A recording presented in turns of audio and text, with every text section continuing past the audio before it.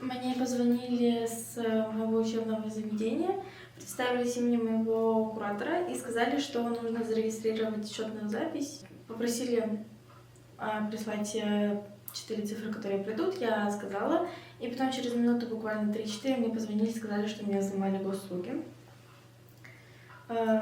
После этого мне отправили, получается, телеграм от человека, с которым я общалась все это время, который представился сотрудником Центробанка. Вот. Я созвонилась с ним, он меня связал с следователем якобы. Далее мне сказали, получается, какие у меня вот средства есть у меня, какие средства есть у матери, спросили, потому что если будут оформлять на меня или на мою мать какие-то кредиты или вот это вот все и перенаправлять их, то я могу пойти по статье. Сказали, что мне нужно зарегистрировать все счета в Центробанке, получается, из-за чего мне надо было взять свой телефон, мамин телефон, карты там и уехать в другой регион, да. Когда знали, что меня ищут. Вот. Перевела разными суммами и по разным банкоматам деньги 280 тысяч сначала им, потом они мне сказали, что этих денег еще недостаточно, чтобы зарегистрировать счета, поэтому просили шантажировать, сами, точнее, шантажировали маму моими фотками, что вот нужно скинуть еще 500 тысяч, которые скинули бы мне, а я должна была бы скинуть их им.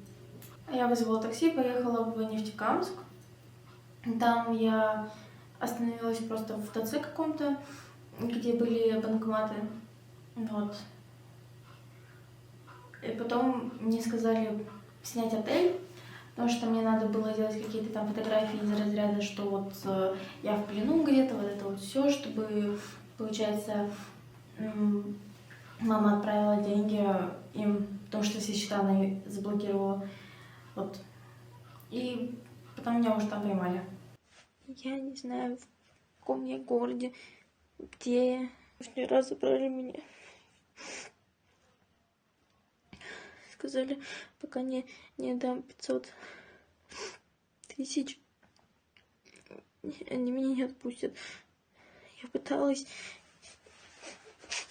пыталась сама.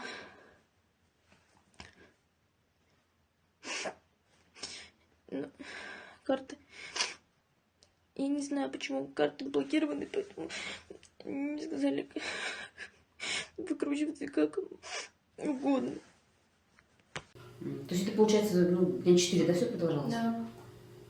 И ты за 4 дня не сообразила, что вот такое могло случиться? Меня достаточно хорошо пугали тем, что я пойду по статье.